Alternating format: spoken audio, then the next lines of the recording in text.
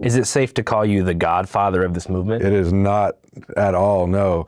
The movement is, first of all, it's ch5cast.com is people who've really helped it grow, but it's a decentralized movement. There's no leader. It's like Occupy Wall Street, which, by the way, should have had a leader at some point. But no, there's people my protests are in Burbank and we're getting up to 300. But for instance, the Pasadena protests are like perfectly located in the downtown Pasadena. They're dense and they're getting 300 to 500 people. But I mean, going back to the very beginning, you were one of the first people to protest. As far as I know. So let's talk about that very first protest that you went to. Was that your idea?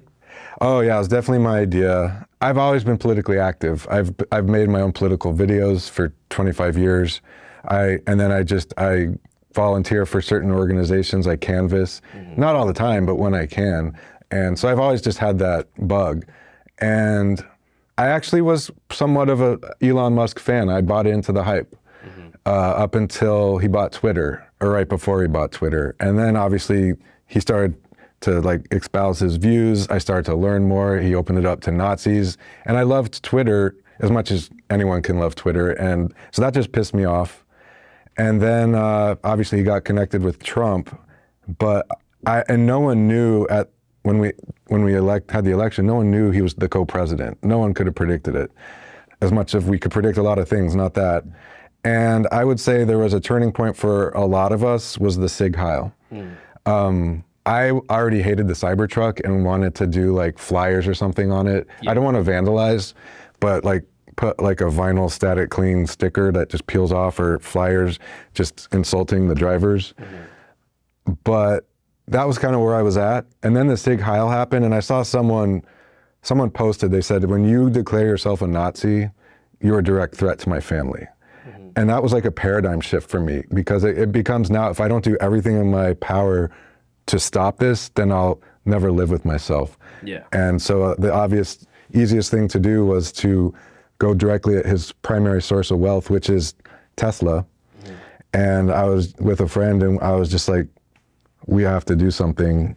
And so we made 2 signs and stood at the Burbank Tesla.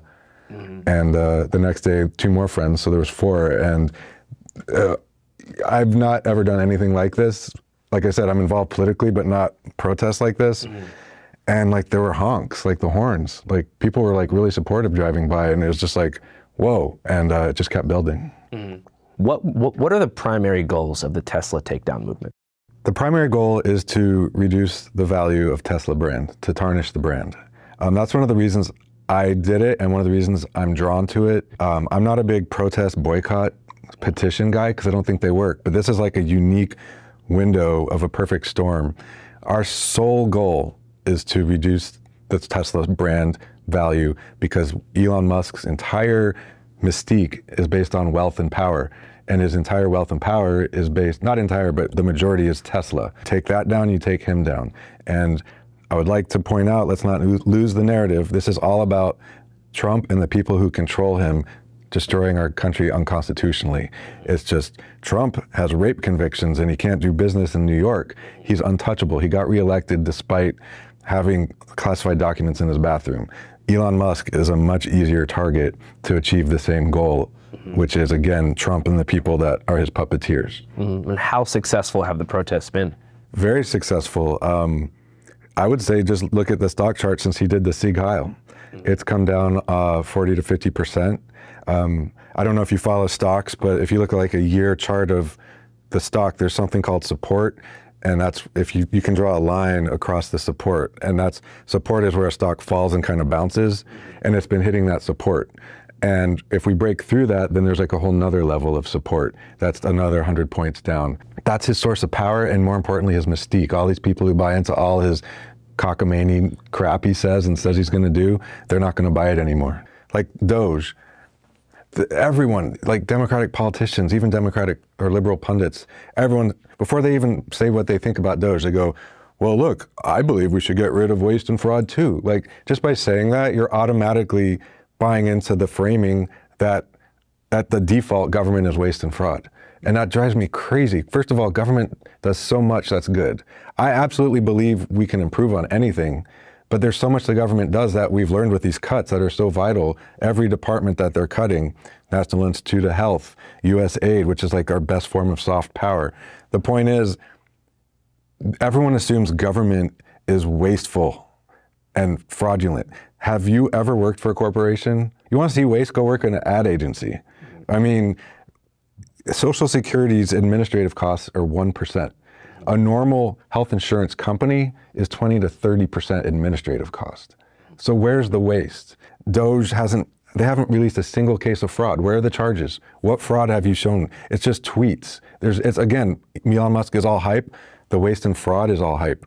I've done forensic accounting on a very small amount, like low 6 figures.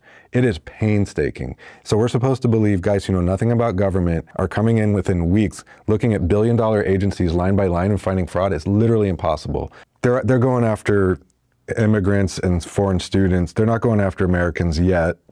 I'm sure that's part of their plan.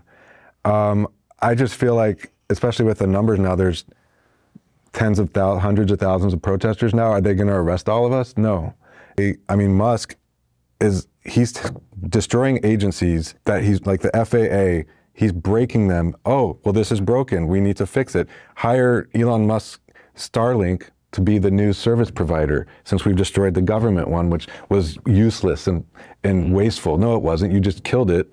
So now Elon Musk has come in and he's giving himself contracts because he's breaking the agencies that no longer work. And he also he destroyed investigations into multiple aspects of all his companies that the government was doing. He came in and fired the investigators. It's all, going back to leadership, when a guy who only had 49.8% of the vote, Trump, he did not have a mandate of the majority. You bring in Musk and you're very quickly and illegally firing and destroying agencies. You're doing it against the will of the people, which all polls show. That is a coup. That is a coup. When you're doing something way too fast, that's against the wish of the people that you lied about during the election. He didn't say he was going to do all this stuff. That should be called a coup. Again, getting the framing. This isn't just an inconvenience, or it's just like, we're angry because you're not doing things the right way. No, it's a frickin' coup. And we need to use this language or else we're never going to get our message out.